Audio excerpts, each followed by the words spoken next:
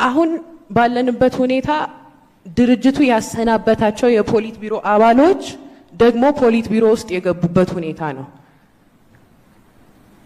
በጉባኤው ግን ጉባኤው እዚህ ላይ ድምጽ አልሰጠም። በጀስቲፊኬሽኑ የነበረው መለስ ስለሞተ ቫኪዩም ተፈጥሯል፣ ቫኪዩም መሙላት ምንችለው ደግሞ አዛውንቶቹ ብቻ ነን ነው።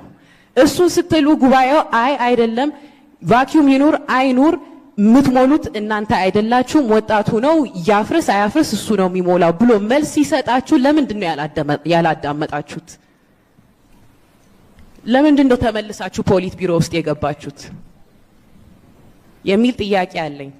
ከዚህ ጋር ተያይዞ ደግሞ አሁን ከፖሊሲና ምርምር ኢንስቲትዩት የሚወጡት ያሉት ሬኮሜንዴሽኖች ከዚህ ሲቹዌሽን እንትን ያልተላቀቁ ናቸው ነው የሚል እምነት አለኝ። አሁን እኔ የምጠረጥረው ክቡር አቶ ካሳ ተክለ ብርሃን ፓርቲውን ማየት አለብን ሲሉ በረከት ሲሞን መንግስት ላይ እናትኩር ሚለው የፓርቲው ዲሞክራሲ ባህል ከተመለሰ የበረከት ሲሞን ስልጣን መቀነሱ አይቀርም የሚል እምነት አለኝ።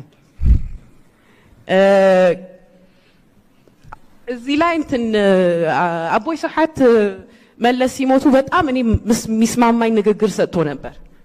መለስ ይሙት አይሙት ማሞ ይሙት አይሙት